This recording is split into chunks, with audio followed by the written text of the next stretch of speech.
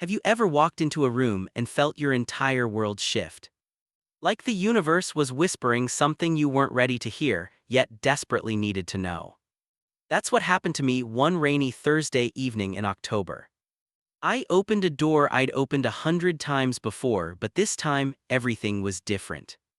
My name is Marcus, and this is the story of how one accidental moment led me to the kind of love I didn't even know I was searching for. This is about Ethan, my best friend, my roommate, and the person who taught me what it truly means to see someone and to let yourself be seen in return. The rain hammered against the windows of our third-floor apartment in Portland's Pearl District, the kind of relentless downpour that makes you thankful for warm walls and working heat. I fumbled with my keys, grocery bags cutting into my hands, my jacket soaked through despite sprinting from the parking garage. "Ethan," I called, pushing the door open. "I grabbed that Thai place you like, the green curry you're obsessed with." Silence. Not unusual, Ethan often wore headphones while working on his graphic design projects, lost in his own creative world, a world I'd always admired. He had this ability to pour himself completely into what he loved.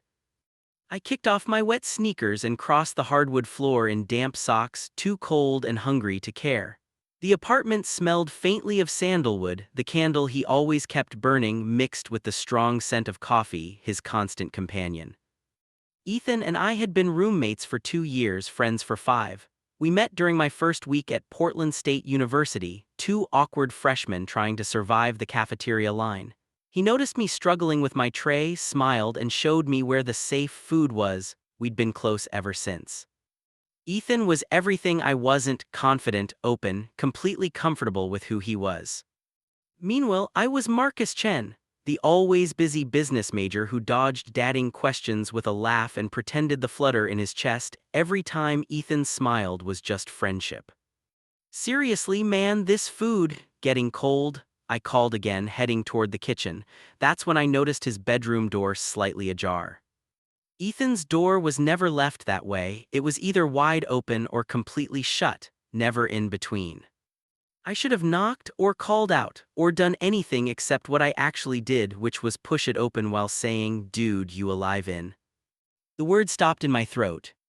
Ethan stood in the center of his room, shirtless, illuminated by the soft glow of his desk lamp and the gray light from the rain-soaked window. But it wasn't that made me freeze, it was the look on his face. He was holding a photograph in both hands like it was something fragile and sacred. His shoulders trembled. I'd only seen him cry once before when his grandmother passed away.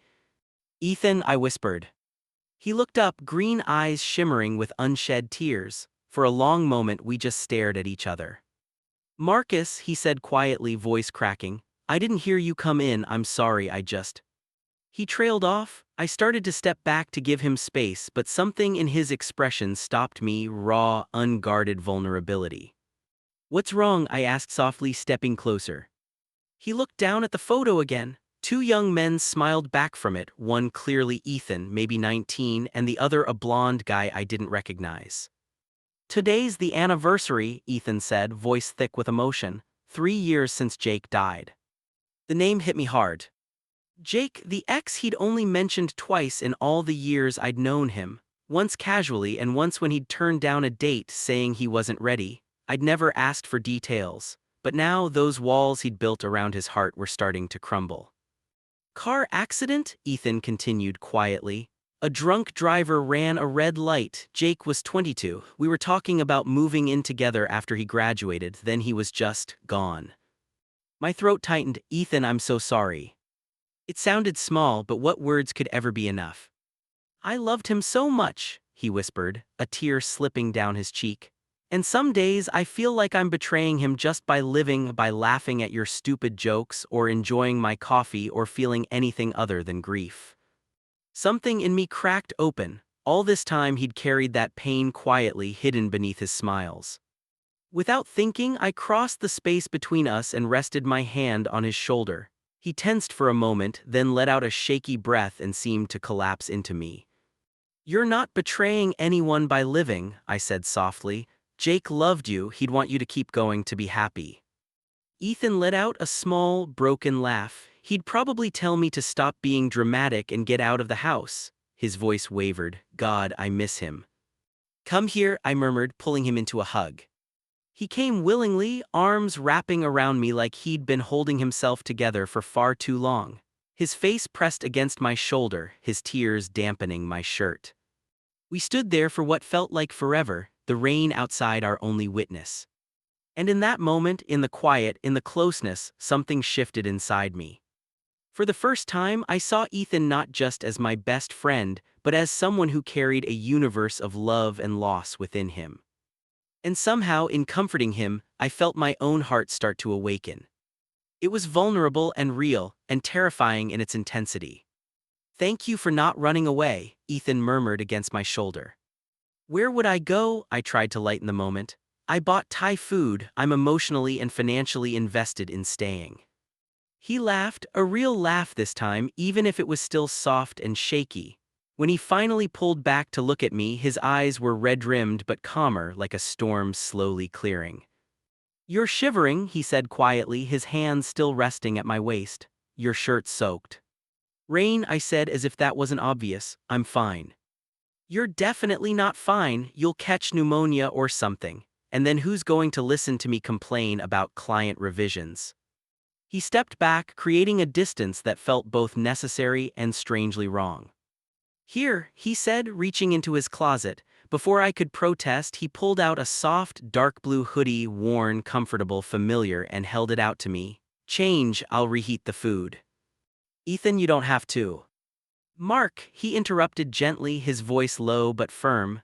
Let me take care of you for once, you're always the one who, he stopped, something unreadable flickering across his face. Just change, okay? He left the room and I stood there holding his hoodie, still trying to process everything that had just happened. The photograph of Jake lay face up on the bed, two young men frozen in a moment of pure joy. I peeled off my wet shirt and slipped into Ethan's hoodie. It was a little too big, the sleeves hanging past my wrists, and it smelled like him, detergent, sandalwood, and something warm I couldn't quite name.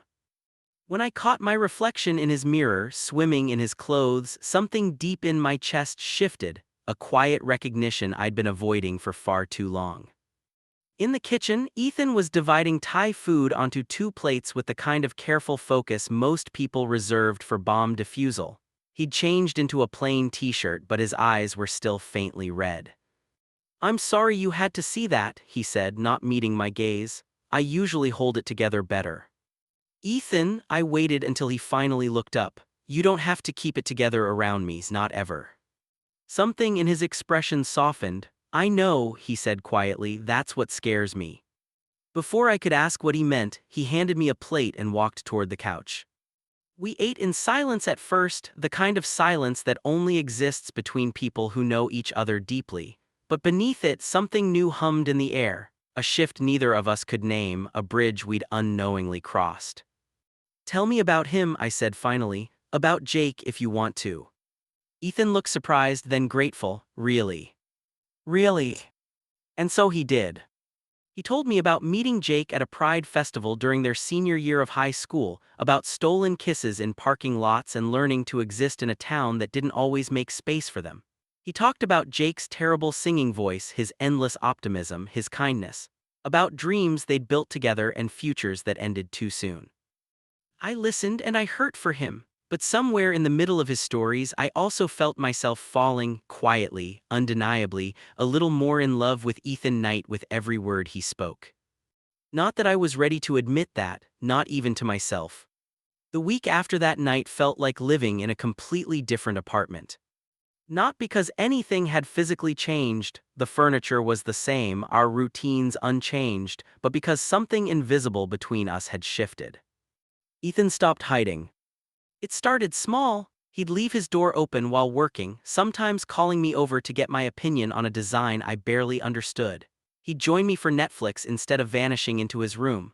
We started cooking dinner together instead of separately, moving around our tiny kitchen in easy rhythm like we'd been doing it for years. But there were subtler changes too, ones I tried not to overthink, even as they consumed me. The way his hand would linger on my shoulder when he passed behind me. The extra second of eye contact before looking away. The soft smile he gave when he thought I wasn't watching. Like I was something fragile, something worth holding on to. Or maybe I was imagining it. Maybe I was just projecting feelings I hadn't found the courage to name. Earth to Marcus, Ethan said, waving a hand in front of my face. I blinked, realizing I'd been staring blankly at my laptop for 10 minutes, the spreadsheet of financial reports nothing but meaningless numbers. Sorry, what? I asked if you wanted to come to Connor's party Saturday night. He was perched on the edge of my desk, long legs swinging lazily. He wore gray joggers and a black fitted t-shirt that did absolutely nothing to help my focus. Connor's celebrating his promotion, Ethan continued. Connor, one of Ethan's friends, a loud, endlessly cheerful interior designer known for throwing unforgettable loft parties downtown. I'd been to a few, always as Ethan's plus one, always the straight friend in a room full of easy confidence and color. Except lately, I wasn't so sure how straight I really was. I don't know, I said slowly, I've got a lot of work. You always have a lot of work. His tone was teasing, but underneath it there was something else, a challenge or maybe a plea. Come on, Mark, when's the last time you did something just for fun? I have fun, I said weakly. Name one fun thing you've done this month that didn't involve true crime documentaries or reorganizing the spice cabinet. I opened my mouth to argue, then closed it. He had me there. Please, Ethan said, his voice softening in that way that always undid me. It'll be good for both of us, and Connor specifically asked if you were coming. He did. Yeah, Ethan said, looking at his nails a little too intently. I think he wants to set you up with his cousin or something. Something cold twisted in my gut, set me up. Yeah, his cousin just moved here from San Francisco, works in tech, apparently very cute. Ethan still wasn't looking at me. Could be fun, he added lightly. The thought of being set up with someone, especially while standing next to Ethan all night, sounded like quiet torture, but I couldn't explain that without unraveling everything. The thoughts I'd been having, the dreams, the feelings I couldn't stop. Sure, I heard myself say, I'll go. Ethan's face lit up, his smile bright and warm. Yeah, okay, great, it'll be good, I promise. Saturday came with the kind of crisp autumn air that made Portland feel almost magical, clear skies, golden light, and leaves crunching beneath our feet. And for the first time in a long time, I had no idea what the night ahead might bring. I spent an embarrassing amount of time deciding what to wear, cycling through my entire wardrobe twice before finally settling on dark jeans and a deep green button-down, the one my sister once said made my eyes stand out. Not that I was trying to impress anyone, especially not Ethan. Ready? Ethan appeared in my doorway and my brain short-circuited. He wore black jeans that fit him perfectly, a burgundy shirt with the sleeves rolled to his elbows, and his hair styled in that effortlessly messy way that probably took 20 minutes to perfect. He'd even worn cologne, something warm and woodsy that made me want to step closer. You look nice, I managed. So do you, he said, his eyes glancing over me in a way that made my skin feel suddenly too warm. Green, a good color on you. The party was already alive when we arrived. Connor's loft buzzed with music, laughter, and that electric energy that comes from people feeling free to be themselves. I'd always felt like an observer at these gatherings, welcome but slightly outside the circle. Tonight, that feeling was stronger than ever, tangled with a quiet confusion about where I really fit. Marcus Connor appeared from the crowd, drink in hand, grin wide. You came and you cleaned up nice, very nice. He wiggled his eyebrows toward Ethan, who rolled his eyes. Behave, Ethan warned with a half-smile. Nevers, now come on, I want you to meet someone. Before I could respond, Connor grabbed my arm and pulled me away. Don't worry, Ethan, I'll return him in one piece. I gave Ethan a helpless look, but he only smiled and disappeared into the crowd. Connor's cousin turned out to be David, tall, good-looking in a classic way, with an easy smile and animated hands as he talked about his work in app development. He was nice, genuinely nice. Under different circumstances, I might have been interested, but I couldn't stop searching the crowd for Ethan. I found him eventually across the room, laughing with a guy I didn't recognize. The stranger had shaggy blonde hair, an athletic build, a bright smile, and his hand rested casually on Ethan's arm. Too close. Ethan was laughing at something he said, and the jealousy that hit me was sharp and undeniable. So I told him the whole database was flawed from the start, David was saying. Marcus, you okay? Yeah, sorry, I muttered, forcing a smile. Just thought I saw someone I knew, so Connor says you're in finance. I tried to focus, really tried. David was funny, engaging, clearly interested, but my eyes kept drifting back to Ethan. Watching the blonde guy lean in to whisper something, watching Ethan's smile grow wider. This is good, I told myself. Ethan deserves happiness, he deserves to move on, even if the thought of him with someone else felt like being hollowed out from the inside. Excuse me, I said abruptly to David, I need some air. The cool night breeze hit me like a wave as I stepped onto the balcony. I gripped the railing, trying to make sense of what was happening. I'd always known who I was, Marcus Chen, straight, career-focused, uncomplicated, but standing there jealous over my best friend, that certainty was slipping away. Hey, Ethan's voice pulled me from my thoughts. He stepped out onto the balcony, concern written across his face. You okay? You kind of bolted. I'm fine. You're a terrible liar, he said softly, moving beside me until our shoulders almost touched. What's going on? Nothing. David seems nice. Yeah, he is. Then why'd you leave him standing there looking confused?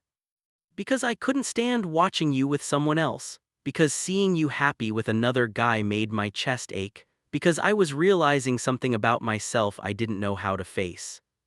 Just needed some air, I said instead. Ethan was quiet for a moment, his gaze lingering on me. You know you can talk to me, right, about anything? I know. Do you? His voice was low, steady, but there was something intense behind it, something that made me finally look at him. Because lately it feels like you're miles away, even when you're right here. I could say the same about you, I replied quietly. Who's the blonde guy? Tyler, Ethan said, eyebrows lifting. He's a friend of Connor. Why? Just curious. Marcus, he stepped closer and suddenly there was barely any space between us. What's really going on? Before I could answer or say something I couldn't take back, the balcony door opened. A group of partygoers spilled out, laughing and smoking, and the moment shattered. We should get back inside, I said. Mark. I'm fine, Ethan, really, I forced a smile. Let's go enjoy the party. We left separately. I took an Uber home at midnight, claiming early morning work. Ethan stayed behind. Lying in bed later, I listened for the sound of his key in the door, hating myself for caring so much, for feeling so much, for being so unsure about everything I thought I knew. He came home around 2. I heard him pause outside my door, my breath caught, waiting, hopping for something. But then his door closed and I was left alone with the realization that I was falling for my best friend and I had no idea what to do about it. The next few weeks passed in a strange limbo. Ethan and I kept our routines but avoided anything too real. We were polite, friendly, and completely avoiding the truth. It was slowly driving me insane. I finally started seeing a therapist, Dr. Sarah Kim, a kind woman in her 50s who specialized in identity and relationships. I'd found her through my company's EAP program, booking the appointment at 2 in the morning after another sleepless night, staring at the ceiling, trying to understand myself. Sexuality can be fluid, Dr. Kim said during our 3rd session. Realizing something new about yourself later in life doesn't erase who you were before, it just means you're learning more about who you truly are. You're not confused, Marcus, you're discovering. Dr. Kim's voice was calm, steady. But I paused, struggling for words. I've dated women, I've been attracted to women. And that's valid, she said gently. Bisexuality exists, pansexuality exists. Sometimes a specific person opens doors you didn't know were there. There's no rulebook for understanding yourself. I don't know how to tell him, I whispered. The words felt heavy but freeing, like finally exhaling after holding my breath for years. What if it ruins everything? What if he doesn't feel the same way? Dr. Kim looked at me knowingly, and what if he does? That question stayed with me long after I left her office. What if Ethan felt even a fraction of what I did? What if all those small glances and lingering touches actually meant something? But what if they did? The thought terrified me. The breaking point came one Thursday night in November. Ethan had been distant all week, buried in work, quiet, withdrawn. I tried to give him space, but every hour felt heavier with words we weren't saying. I was in the kitchen trying to make dinner, his favorite, when the smoke alarm blared. I jumped up, waving a towel at the ceiling as smoke filled the room. Ethan's door flew open. Are you trying to burn the place down? It's not that bad, I argued, coughing. The alarm disagrees, he said, laughing softly as he pulled a chair over and disconnected the battery. There, crisis averted. I was trying to cook your favorite, I admitted, embarrassed. You've seemed stressed and I thought maybe it would help. You tried to cook my favorite meal, his tone softened, his smile turning gentle. Mark, you hate cooking. Yeah, well, I shrugged awkwardly. You're worth burning a little chicken for. He froze for a second, the air between us suddenly charged. I'm worth burning chicken for, he repeated quietly. Why not? You're my best friend. Right, he said, his voice lower now. Friend, there was something sharp beneath the word. Is that really all this is, Marcus? My pulse spiked. What do you mean? Because I'm going crazy here, Ethan said, running a hand through his hair. I've tried not to overthink things, I've tried to give you space, but then you do something like this and he stopped himself, shaking his head. Never mind. No, don't do that, I said. Say it, whatever it is, just say it. You really want me to? His eyes met mine, raw and uncertain. Fine, I have feelings for you, Marcus, real ones, and I know that probably freaks you out because you've always said you're straight and I'm just your best friend who's supposed to stay in a safe little box, but I can't anymore. I didn't think, I just moved. I stepped forward and kissed him.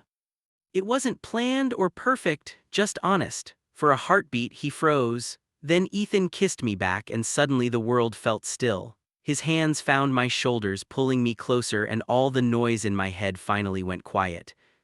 When we broke apart, both of us were trembling. I'm not straight, I whispered.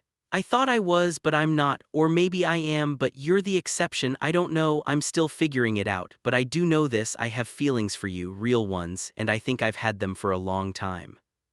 Ethan's laugh came out shaky, half disbelieving. You have feelings for me. An embarrassing number of them, I admitted, smiling. Probably since the night I walked into your room after Jake. You're sorry it took this long, he asked softly. Yeah, I said, I am. He smiled, then a real one, and took my hand. You got here, that's what matters. Later we sat together on the couch, the tension between us replaced by something gentler. I never thought I'd feel this way again, Ethan said quietly, his head resting against my shoulder. After Jake, I thought that part of me was gone. I brushed his hair back. You don't lose love, Ethan, it changes shape. Jake will always be part of you, but that doesn't mean you can't find something new. He looked up at me, eyes warm and a little teary. Something new, he repeated, or maybe something real. I'm not going anywhere, I told him. You've got me for as long as you'll have me. He smiled, that soft, tired, beautiful smile that started it all. That sounds like a promise. It is, I said, it always was. We fell asleep wrapped in each other's arms. For the first time in years, I felt completely at peace. When I woke, pale morning light filtered through Ethan's curtains. He was still asleep beside me, his face calm and young in the quiet glow, dark lashes brushing against his cheeks. For a long moment I just watched him, amazed that this was real. His eyes fluttered open and found mine instantly. Hey, he said with a sleepy smile. Hey yourself. So that happened, he teased softly. No regrets. Not even a little, I said. He reached out, brushing his thumb along my jaw. Best decision I've ever made. And I knew he meant it. I'm still figuring things out, I admitted. All the labels, what this means. You don't need labels right now, he said gently. You just need to know how you feel. I searched for the right words. Like I've been living in black and white and someone just turned on the color. Ethan laughed, pulling me close. That's the most romantic thing you've ever said. I'm learning from the best. We stayed in bed until our stomachs demanded food, then made pancakes and coffee in our pajamas, dancing around the kitchen with that giddy energy only new love brings. So what now? I asked, watching him flip a pancake with unnecessary flair. What do you mean? I mean, what are we? Are we dating? Are we? He set down the spatula and faced me fully. What do you want us to be? Yours, I said simply. I want to be yours. The smile that spread across his face was radiant. Yeah, he said, then let's be that. No rush, no pressure, we'll figure it out as we go. He kissed me softly, but for the record, you're mine too. Coming out, even just to myself, was both the hardest and easiest thing I'd ever done. Hard because it meant confronting years of old beliefs, easy because it was true, and truth has a way of settling into your bones with relief.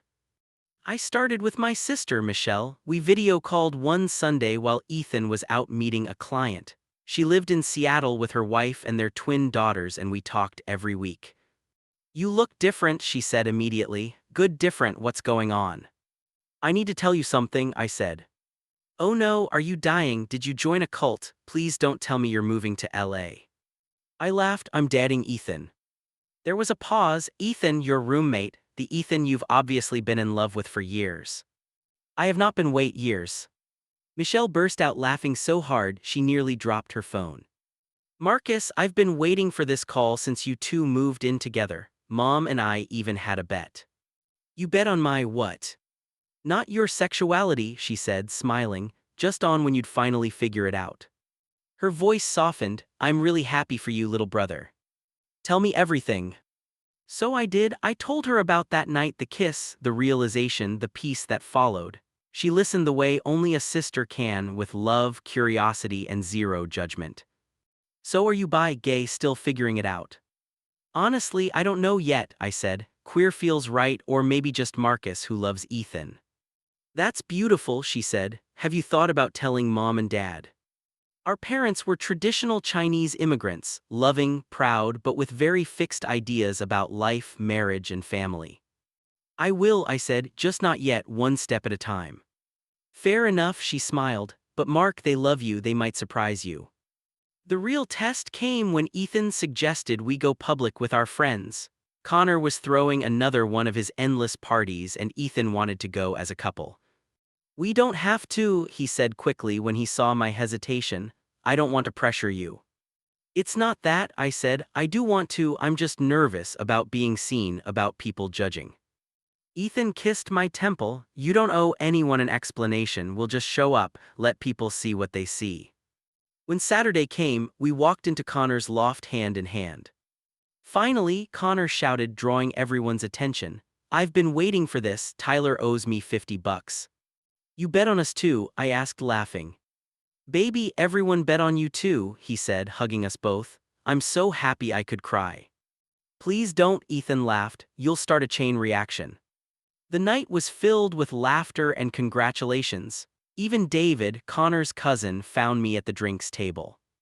I had a feeling, he said, you two are perfect together. For what it's worth, I'm happy for you. Thanks, I smiled, and sorry for vanishing last time. He waved it off. All good, I met someone actually at a bookstore. He raised his glass, to finding the right person even when they've been there all along. I clinked my glass against his. I'll drink to that. Later, Ethan and I slipped out to the balcony, the same spot where I'd once questioned everything. Now it felt peaceful. How are you doing? He asked, taking my hand. Good, I said, smiling, really good. Told you, he said smugly. Don't gloat. I'll gloat if I want, he teased. I won the best boyfriend lottery. Pretty sure I did, I shot back. Agree to disagree. He pulled me closer, the city lights glowing behind us. Can I tell you something? He said. Always. That night you saw me falling apart over Jake, I was terrified, but you stayed, you held me, and that's when I knew. Knew what? That I was already in love with you. My throat tightened. I love you too, I said. I don't think I've said that yet, but I do. His smile could have lit the whole city. Yeah, he whispered. He kissed me soft, warm, certain, and for the first time I didn't care who saw. Thanksgiving arrived with a surprise call from my mother. Bring Ethan home, she said firmly. What? For dinner Thursday, 3 o'clock. Wait, how do you? Michelle told us she thought you needed a push. Mom, I was going to tell you. The right time is Thursday, she said. We're having turkey, your father's excited. He is. Marcus, she sighed. Did you really think we wouldn't accept you? We came to this country with nothing so you and your sister could have everything. If this boy makes you happy, we want to know him." My throat felt tight. "Thanks, Mom." "Bring wine," she added. "Your father drank all the good stuff last weekend." Ethan was nervous the entire drive to my parents' house. He changed his shirt 3 times, practiced polite greetings, and kept wringing his hands. "They're going to love you," I said for the 10th time. "You don't know that. What if I say something wrong? What if I use the wrong fork?" We're Chinese American," I said, grinning. "There are no forks, just chopsticks and judgment." He groaned but smiled, and as I reached over to squeeze his hand, I realized I wasn't scared anymore, not of labels, not of being seen. Just grateful that after everything I'd found home. "And your dad's? Dad's going to grill you about your career and whether you vote. Just be honest, you'll be fine." My mother opened the door before we'd even reached the porch. She pulled me into a hug, then turned her curious gaze toward Ethan. "So you're the one who finally made my son smile again," she said. Ethan blinked. "Yes, ma'am, I hope so." "Good, come in, dinner's almost ready." The afternoon went smoother than I'd expected. My father asked about Ethan's work and his political views but seemed satisfied with the answers. Michelle's twins instantly adored him, dragging him off to show their art projects. My brother-in-law, James, gave me a knowing smile and a squeeze on the shoulder. "You look happy," he said simply. "I am." After dinner, while everyone argued over a board game, my mom pulled me aside. "He's good for you," she said softly. "I haven't seen you this relaxed in years." "He makes everything better," I admitted. "Even the hard stuff feels easier with him." "That's love, baby," she said, patting my cheek. "Don't let it go." "I won't." A few minutes later, Ethan found me and wrapped his arm around my waist. "Your family's wonderful," he whispered. "They like you. Mom says you're good for me." "Moms are always right," he teased, kissing my temple. "Thank you for bringing me here, for including me. Where else would you be? You're part of my life now, part of my family." His eyes shimmered. "I love you." "I love you too." Winter settled over Portland, gray skies and endless rain. Ethan and I fell into new rhythms, morning coffee before work, cooking dinner side by side, falling asleep tangled together each night. Then came our first fight in December, something small about dishes that spiraled into bigger questions about space and communication. We both said things we didn't mean. I slept on the couch that night, miserable and convinced I'd ruined everything. The next morning, Ethan appeared with 2 coffees and red-rimmed eyes. "I hate fighting with you," he said. "Me too. Can we actually talk about it, not just say sorry and pretend it's fine?" So we did. We talked about expectations, pet peeves, and how to really listen. It wasn't easy, but it brought us closer. "Relationships take work," Ethan said, washing dishes beside me. "But you're worth it." "So are you," I said. On New Year's Eve, we stayed in. Ethan set up his laptop for the Times Square countdown and we built a blanket fort like kids. "This is ridiculous," I said, crawling inside. "You love it," he replied, and he was right. We lay there under the blankets, sharing wine and talking about everything and nothing. When midnight neared, Ethan turned to me with that look that always made my heart skip. "Can I tell you what I'm grateful for?" he asked. "Please." "I'm grateful you walked into my life and stayed, that you were brave enough to question what you thought you knew about yourself. I'm grateful that Jake taught me what love could be and that I get to love you now." "Ethan," my voice caught, "I don't know what this year will bring, but I want to face it with you." "You've got me," I said, "for as long as you'll have me." "Forever." The countdown began, 10, 9, 8. I pulled him closer. Forever sounds perfect. We kissed as fireworks exploded on the screen and in my chest. It was cheesy, romantic, and absolutely perfect. January brought a thaw outside and in. I started casually mentioning my boyfriend at work, watching people connect the dots. Most were supportive, a few awkward. One guy made a joke he quickly regretted after HR spoke with him. At Dr. Kim's suggestion, I joined a local queer support group. Hearing others' stories made me feel less alone, less out of place. Through it all, Ethan was my anchor, steady, loving home. We celebrated 6 months with a weekend trip to Cannon Beach. As we walked along the shore, haystack rock rising from the waves, I felt something deep settle inside me. "What are you thinking?" Ethan asked, his hand in mine. "That I'm happy," I said, "that for once everything feels right." I stopped and turned to him. "You know what's funny? I used to think I had life figured out, career, wife, kids, the whole plan, but now I realize that was someone else's script. This," I gestured between us, "this is my plan, you're my plan." Ethan's eyes filled. "You're going to make me cry in front of tourists." "Let them watch," I said, kissing him. "I'm done hiding, I'm exactly where I'm supposed to be." A year later, I walked into our room, his studio now overflowing with sketches, and wrapped my arms around him. "Hey you," I murmured. He smiled. "Hey yourself, how was work?" "Long and boring, but better now." "What are you working on?" He turned to me, excitement in his eyes. "I'm thinking about starting my own design firm. It's risky, but I think I'm ready." "This is amazing, Ev, you should do it.